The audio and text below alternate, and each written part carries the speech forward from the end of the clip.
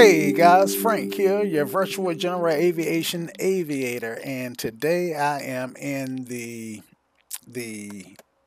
Robin, the Aerobask Robin DR401, and I am parked here at St. George in South Carolina.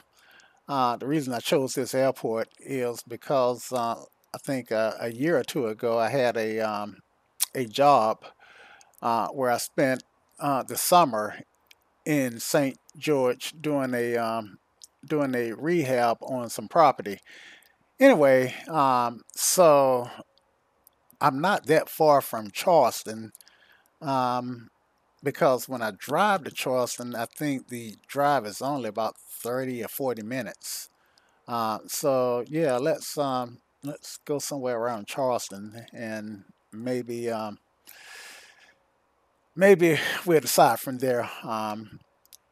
Usually I do pretty short flights. Anyway, I'm in the Aerobask DR401, the Robin, and this, believe it or not, is free. You like that word? Free. So I've been on this kick where I've been revisiting some free aircraft so far, can't talk. So far, I have flown the Yak 18T, which I put out a video on one of my channels. I'll leave a link in the description below. And I have flown the Zlin, ZLIN. I It's a Polish aircraft similar to the Cessna 172. It's a four-seat trainer that that I think the Polish and the Russians tend to use to teach pilots how to fly. And it too is modeled to Payware standards. So yeah, I'm kind of enjoying some of this payware. Free payware is a term that I recently coined. But yeah, I've been enjoying this free payware, this freeware. And when I say free payware, I mean freeware that's modeled to payware standards. Anyway, so let's get into the Robin and see if we can't get this bad boy started. Okay, so that puts me in the cockpit, and I did look. I noticed that I got these static elements on, and I looked for a menu to see if I couldn't get rid of them as part of the pre-flight, and I didn't see a way to do that. But I'm sure that once I turn the master on or start the engines, those elements will go away. So I just it just one thing about flight simming is it does take some degree of imagination and pretending. So I like to say that flight simming helps keep me young because it helps me use my imagination and get me into a fictional world, which is rare for people my age. So so yeah, I'm gonna claim it. Anyway, I digress. Let's get started here. So the first thing I like to do is make sure that my feet, well, before I start up, let's kind of take a look around the cockpit and the cabin. See how well that's modeled. You can almost feel the texture in the fabric. Um, that it's hard to tell what that is, but it's definitely got some texture to it. Um, and I think the headphones may be modeled, or maybe not. I can't remember whether I was able to find a click spot for these to put them on or not. Maybe not. Let's see. I don't see. seems like I remember a click spot, but like I said, I fly so many different aircraft that it's hard to keep everything in mind. Anyway, let's continue with the tour. So yeah, we got the Garmin G1000, which Aerobask has dubbed the X1000, and I've read that they didn't want to call it the G1000 because they have made some changes from the actual G1000. So it's actually modeled on the G1000. I've got one gauge here that gives me some oil pressures, and I've got my backups here on the right, just on the left side of the PDF, primary display. See, sometimes I call it PFD, so I have to sound it out fully. Primary display function, primary flight display. As it, yeah, primary flight the display. So it's PFD. I don't know why, but PDF sounds. I guess I'm thinking of the Adobe stuff. Okay. Anyway, so you'll see all this stuff come alive. I haven't flown this aircraft that much, so bear with me as I make my mistakes. Anyway, without further ado, let's get started. First thing I want to do is turn my FREEWARE on, and we'll turn it to the on position to make sure that my brakes are set, and they are. And we can go over here. My canopy is closed. Let's see, this is the arrow. See this thing, not the arrow, but the Robin, and it does have a canopy. So when I pop into it, the canopy is always open. So I always have to make sure that I close that. All right, and let's go here, and we'll start off turning battery master on. Our X1000 comes alive, and we'll go ahead and flip our master engine on, and that apparently starts to provide some preheating to it. And let's see, okay, alternators are closed and covered. I don't know why, but they are. Okay, this is fixed aircraft, so I don't have to worry about a gear, fixed gear. This is a fixed gear aircraft, so I don't have to worry about gear. All right, I think we're ready to get started here. It's pretty simple to start, and I am not going through a checklist. So every year, my New Year's resolution is to always go through a checklist, but that tend to add anywhere between 20 to 40 additional minutes to my flight. So that's why I like to just get in it and start up. But I will make that New Year's resolution in December of 21. All right, so let's go ahead and start. Prop clear. All right, and clear both ways. Make sure nobody's out there. And man, this guy's easier to start than my car. So that's great. Okay, so I'm gonna get my RPMs up to around 1,000. Check my oil, make sure I got positive oil pressure, and I do. So I got a good start. All right, now we can flip this guy up and turn our alternator on. All right, and we can get our we'll flip that down. Now we can get our avionics master on. And our multifunction display is alive. All right. So I don't know whether the heat is, let's see, outside air temperature is is in Celsius, and it's showing about 8 degrees, and that's going to be 32 degrees times 16. I mean, 32 degrees plus 16. Um, so, man, my math is terrible.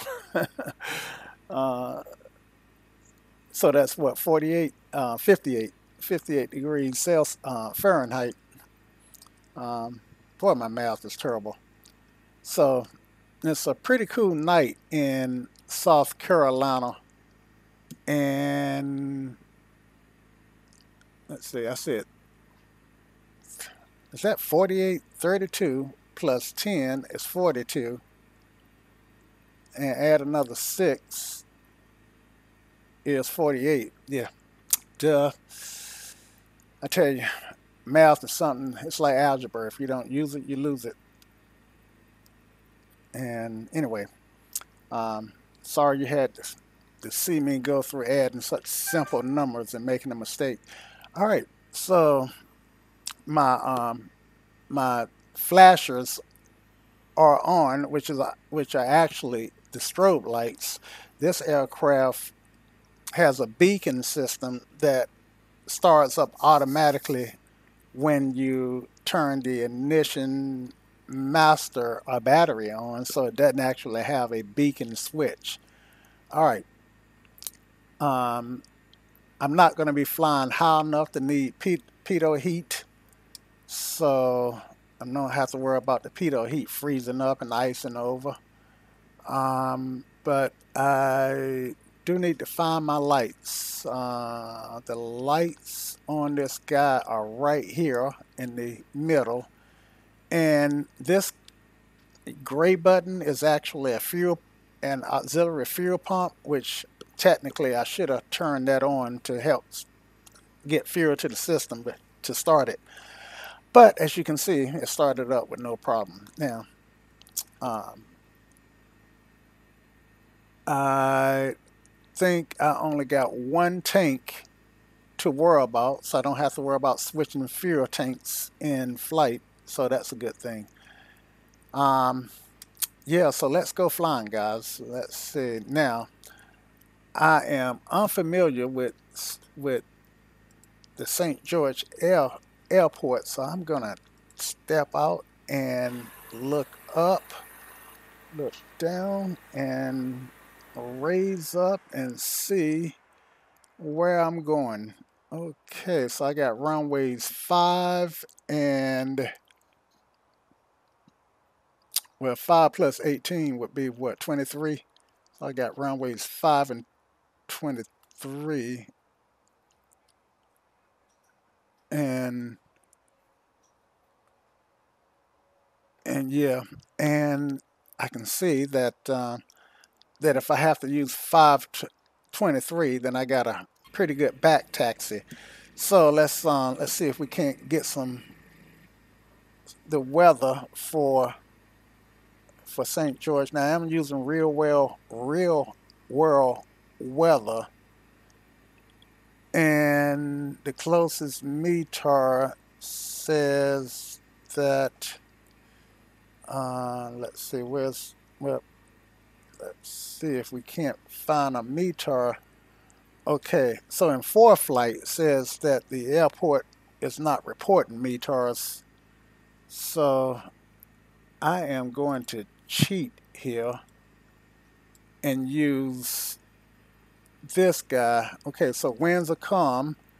That means I can use either runway, and I've got a few clouds at 2,500, scattered clouds at 3,700, and another cloud layer at 4,600. So if I want to do some sightseeing, then that means I'm going to need to stay below 2,500 to stay out of the clouds. And if I want to actually make a flight, then I probably want to climb up to at least 5,500 to 6,500 depending on which direction I'm going. All right, so if I go to Charleston, which is east is odd, so I want to pick 5,500, but it's so close that I would probably just stay at maybe 2,000.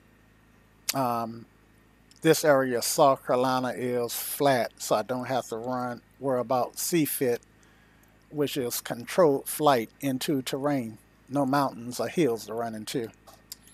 All right, so let's choose runway 5, and I'm just gonna make a class G, a class Golf radio call here. What frequency should I be on for the radios?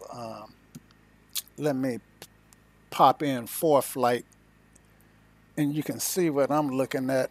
Okay, so the radio frequency CTAF is 122.8 and Charleston approach is 120.7, and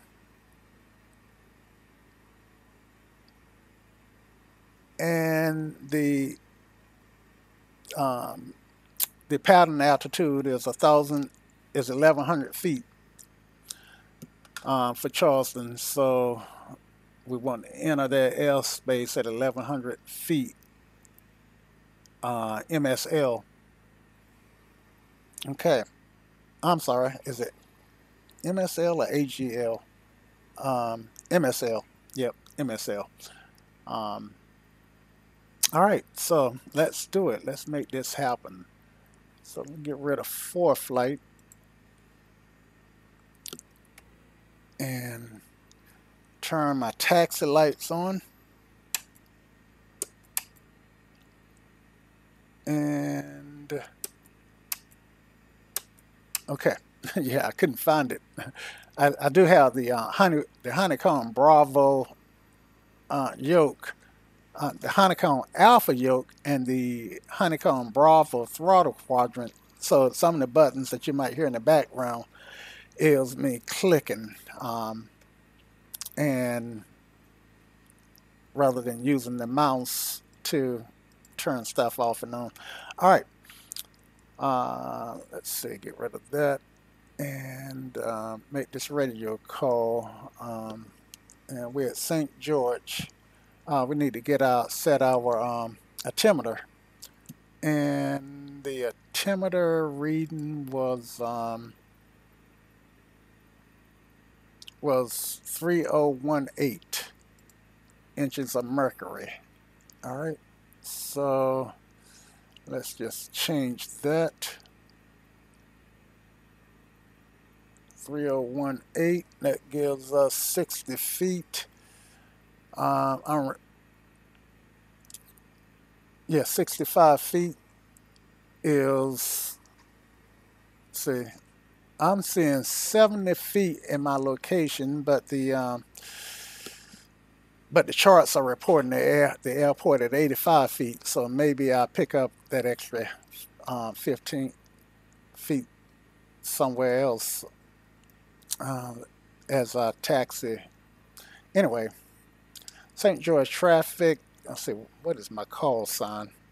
I think it was November 47717. St. George traffic, Robin 47717, taxiing to runway 5 for departure to the east, St. George. All right, so let's release our brakes, test our brakes. Brakes are working, right brake is working, left brake is working, taxi lights are on, and I do recall that we're gonna take this guy and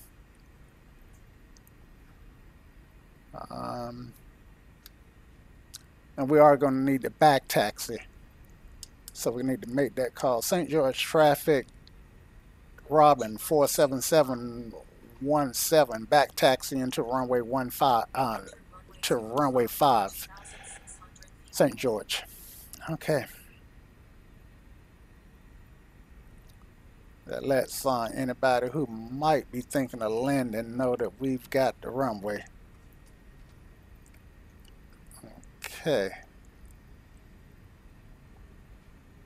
And I really don't need all this runway, but I was in a webinar with some real world pilots the other day, and they said that you never want to not use all of your runway, because if something happened, you want to have that runway to land on rather than land out in some field or on somebody's house. Okay, so flaps set to takeoff, engine at full power, and let me turn up my engine volume. I don't know if you guys can even hear that. Voice should sound good. And we are on the run. We're going to rotate. See, this is a Robin. We're going to rotate at 60. Okay. Airspeed is alive.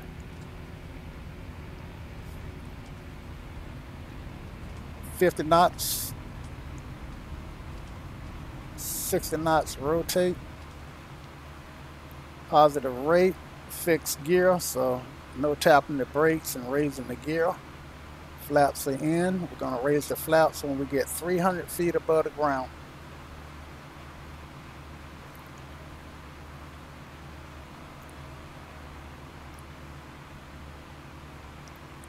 And for some reason, she don't sound good. She sound kind of sluggish. As you can see, I forgot to set my backup altimeter. Okay, I think I got a light. Oh no, that's the sun. That's the sun. Okay, so with 500 flaps up, and now said I want to find this house that I was working on over a couple of years ago. I spent all summer working on that house. I was in St. George, and the town is so small that I just couldn't find any labor, couldn't find any help that I could, well, I had guys who, if I wanted to hire people, I would have needed to hire somebody out of Charleston or Columbia, and I just wasn't paying enough to make that happen.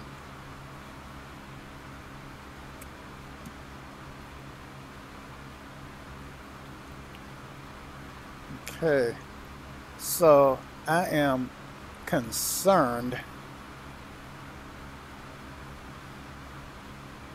because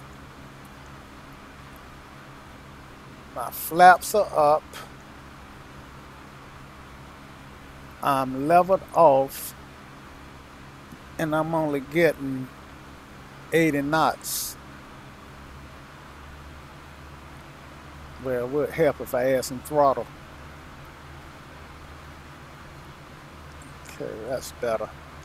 All right, so Charleston is to the east, so let me fly to the east and see if we can't find Charleston as a nearest airport.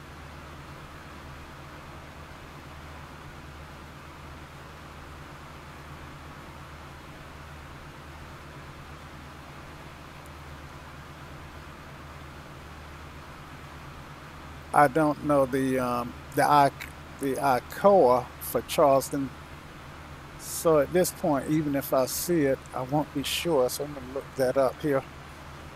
And this aircraft is equipped with autopilot, so let's set our heading bug to this course that we're on. Let's engage our autopilot. And let's engage the heading. Okay, so we're flying a heading of about 070, which is easterly, and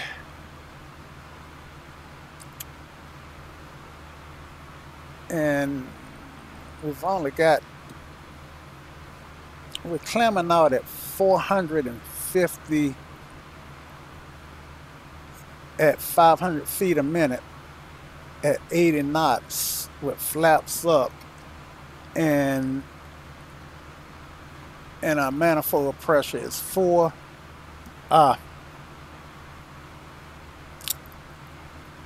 You know what the problem is, guys? Apparently this aircraft, even though it's not modeled, my prop on my honeycomb yoke needs to be full forward. So if you look at my RPMs, they are not in the green. I'm gonna push this prop forward, and you can hear how the pitch of the aircraft is changing. Speed's picking up, and so this aircraft, I think, was modeled before the honeycomb Bravo came out. So I don't know why they didn't model it to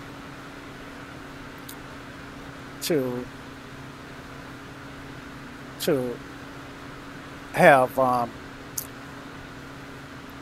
the RPMs 4. But anyway, so I'm not going to claim that. That's not my fault. That's the fault of Aerobask. Hopefully they will circle back and fix that. And I'm into those clouds. Now I said I was going to Charleston, and I only wanted to do about 2,000. So I'm over 1,000 feet above where I want to be. So I'm going to trim down. I'm going to kill the autopilot and trim down.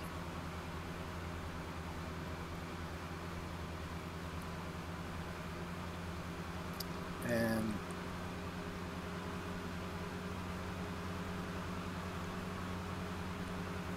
try and hold that heading.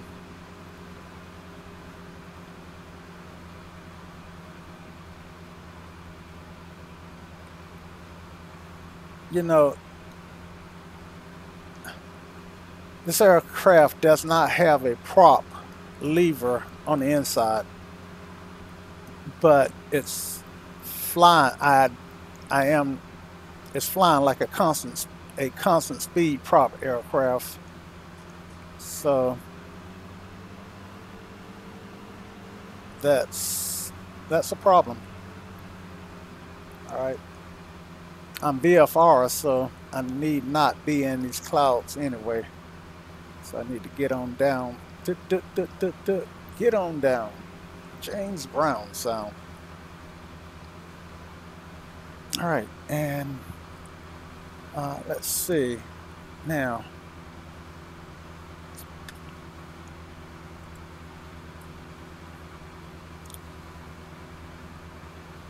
Charleston is KS Kilo Charlie Hotel Sierra. So that's what I want to look for. And these cloud bases should be around 2,500. So when I get to 2,000, I should be below the ceiling, below the deck. All right. I do want to turn my head in a little bit more towards Charleston, so we will find a heading bug, and I guess we'll fly 140, heading to 140 on the autopilot. and set the vertical now to 2000.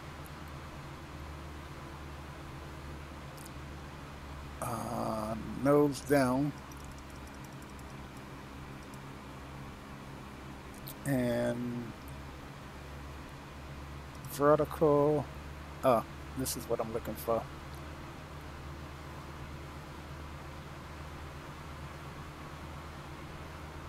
And let's level off. Well, let's pick up a feet or two. Nose up.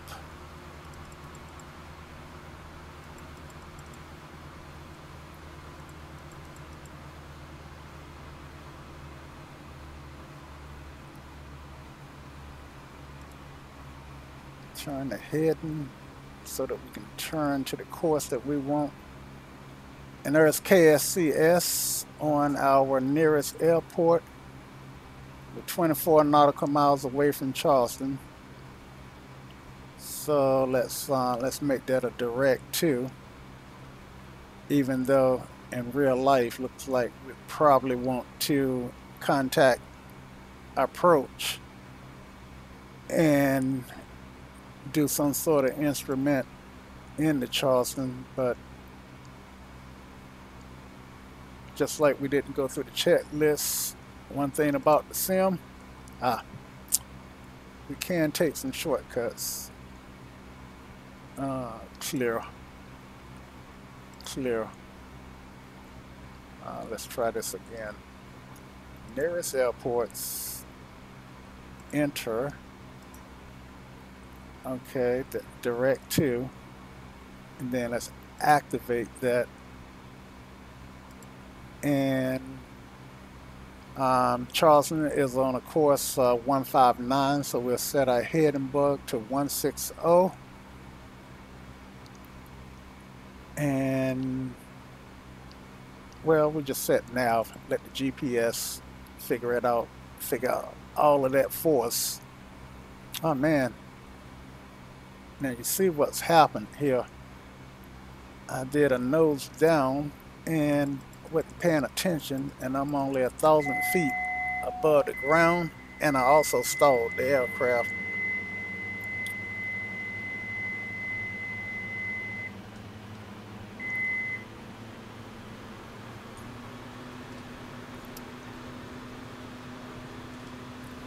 So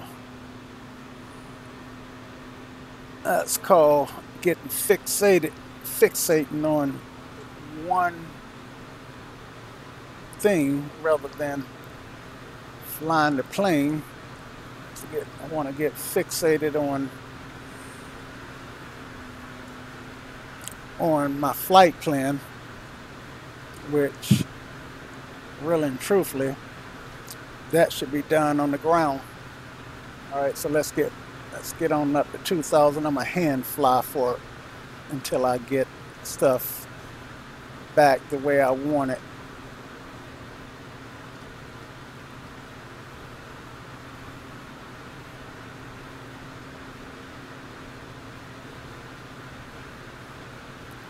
Let's get back up to 2000.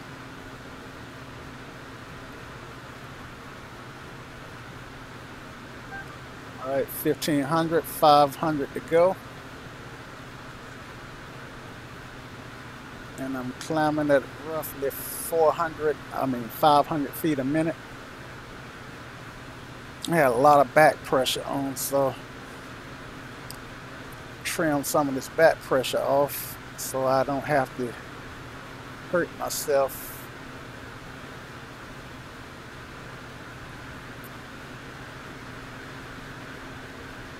I tell you, hand flying will train you to scan, because I'm so used to flying using the autopilot. Okay, so let's see if we can't get 2000, get on course. I'm so used to using the autopilot that I don't have to scan my instruments, the horizon, just act like I'm driving the car. Okay, so currently we just had some weather to change abruptly. Plane 12 should fix that.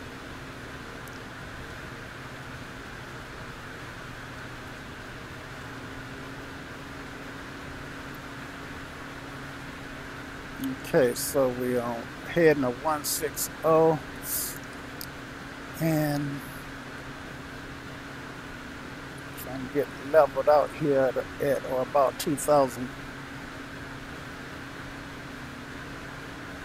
I think the cruise speed in this aircraft is only about 110 knots.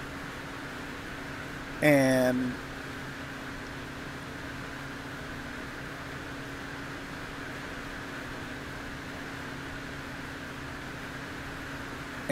see my head book. Put that on 160. Heading. Flight director out 2000. Engage the autopilot here.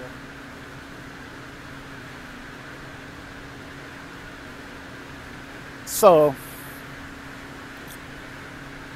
I'm not even using nav, and as you can see, I'm almost tracking my magenta line. So let's go ahead and hit the nav button and let X-Plane put us on the magenta line.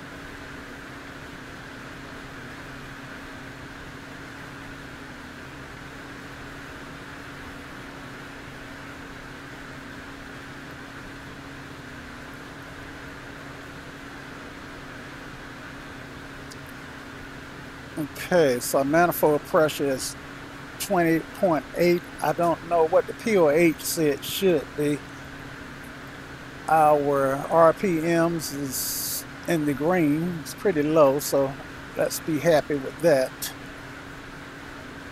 And let's turn off our landing and taxi light, which we never did. Okay, flaps are up. And so we are in cruise. Airport is 15 nautical miles from our location, our destination. And we got a chance to take a look at this wonderful bird. Now, one thing that I did notice about the Aerobask Robin is I didn't see any N number liveries. So I got this F livery. I don't know what country that is, but hey, we'll take it, right? I do have some information up here that might be germane to flying. Best rate of climb is 65 knots indicated. Flaps for takeoff. Let's see. First notch. Okay, once the flaps go up, then we want to climb out at 7 to 8 knots indicated. Maximum operating speed is 140 knots. Never exceed 146 knots. Maximum speed is 92 knots with the flaps in the second notch, and landing speed is 65 knots indicated. So at least we know what we want to slow down to land now. All right, so I see the airport, or at least I see a airport. 11 nautical miles, that must be Charleston. I'm at 2,000. Pattern is 1100. So let's kill our autopilot and let's just fly straight in, assuming that the weather is still calm. Okay, autopilot is disengaged. It's my aircraft.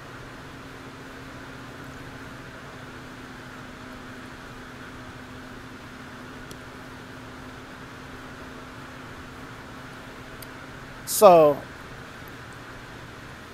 I used to be able to, well, I used to be able to communicate directly with the developers when, like go to explain.org and tell them that, hey, um, the the on this constant speed aircraft, I need to manipulate the prop, but it's modeled so that I shouldn't have to do that. I mean, in the real world, I shouldn't have to do that. The prop should be self moderating. And since I've had the issue with Nicholas at X-Plane, I don't really uh, participate on that website anymore. And the last couple of times that I made a post, I my posts were deleted, even when I was trying to get tech support. And the very last time I um, posted at explain.org in the forums, I was told that I can't post anymore unless I change my handle from what I have it set up as being sanctioned. Um, so he sent me a warning saying, well, being sanctioned is you're using that to denote something negative about us, so we're not going to let you post as long as you use that handle. So anyway, now I got a notch of flaps in. I don't recall putting them in. Maybe I did.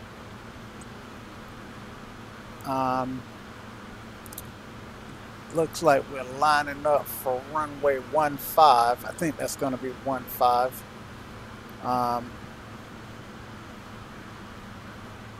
And we still haven't gotten down the pattern. And we're 5 miles from the runway. Okay, I see my PAPI lights. So right now I'm dead on the glide slope. So if I can hold about a descent rate of about 300 feet per minute, then I should remain on the glide slope. And bear in mind, I'm hand flying. Okay, now I'm a little fast because I want to come in at 65 knots. So I'm going to add that last notch of flaps and go ahead and slow down to 65.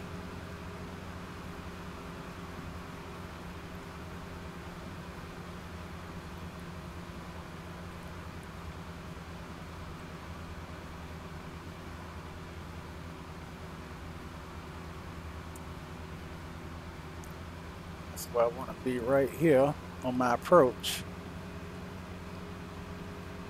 Perfect. Not bad for hand flying, guys. Now I need to trim off some of this back pressure on this yoke. When I say back pressure, that means that I'm really pulling back physically on the yoke. And I should be able to just hold it with one finger rather than that death grip. And so I'm getting rid of the death grip. All right, so I need to line up better, and I'm a little low.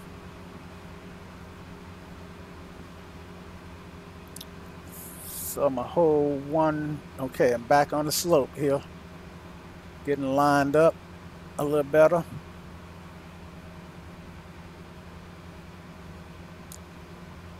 And getting a little slow.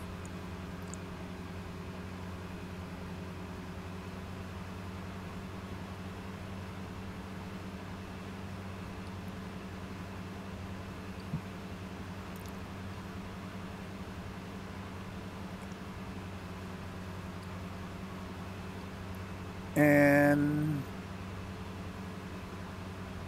just let her come on in.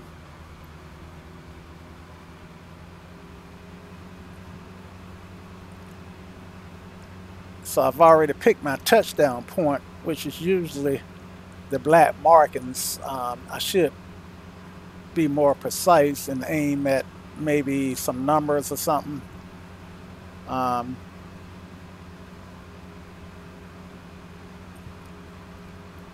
And I got a tendency of over flaring, so I'm gonna try not to over flare.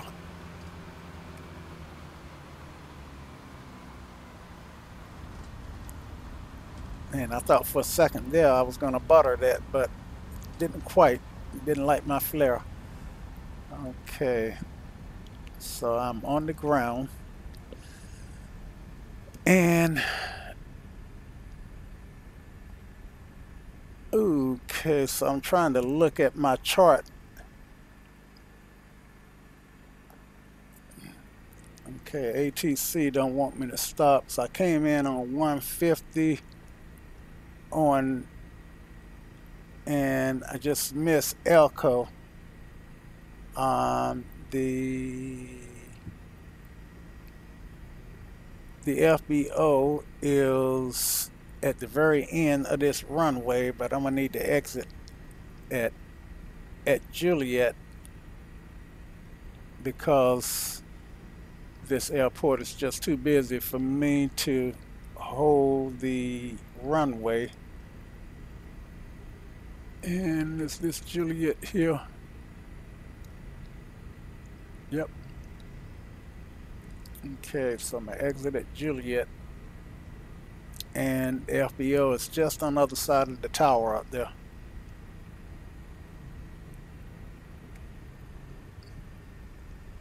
All right. I didn't put my landing lights on to land, so that was no. All right, so let's clean up here. FLT. So flaps. F is for flaps. L is for lights. Strobes can come off. Taxi can come on. T is for trim. And the only way that to trim on this aircraft is with the well, I really don't see a good way to trim because I don't see a trim button. And then also sometimes I use a second T for transponder. I didn't bother to turn the transponder on, so it's already off. So yeah, but you know, this is just a flight to get familiar, to refamiliarize myself with these I can't talk. To refamiliarize myself with the Robin D401, the DR401.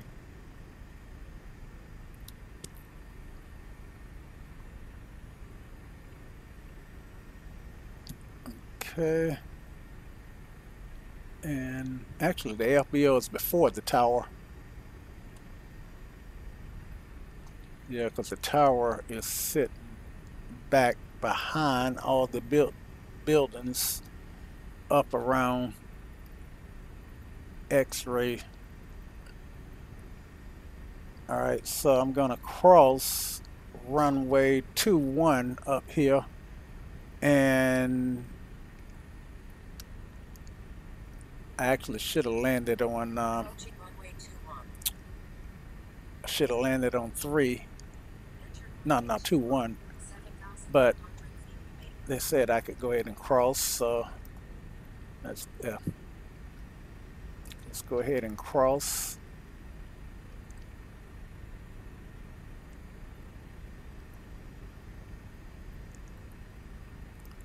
Yeah, based on the wind, this would have been the best runway to land on based on the windsock that we just saw.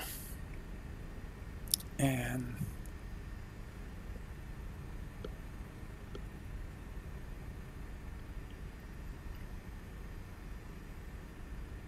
And gates 2, 1, and 2 is on golf. And then after I pass gate 2, I should be right there at the FBO. So exit to golf here.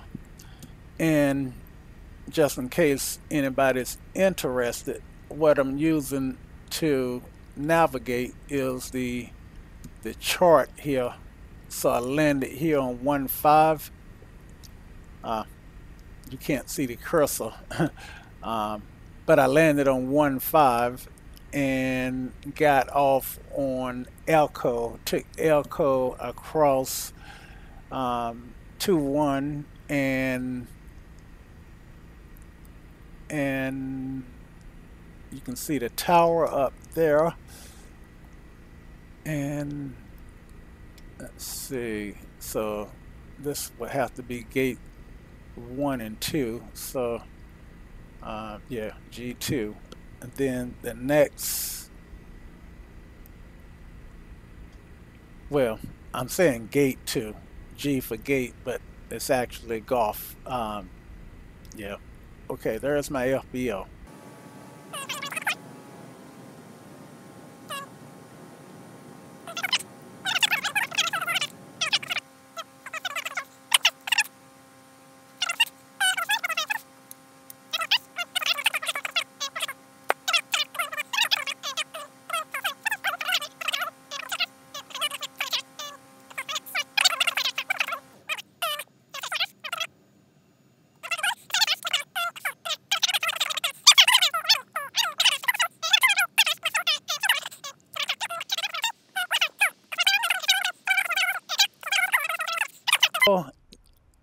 I hate when I do that. I don't know how much of that you didn't see, but I left the ForeFlight map up and did a bunch of stuff, and you missed a lot. But again, let's just jump back out.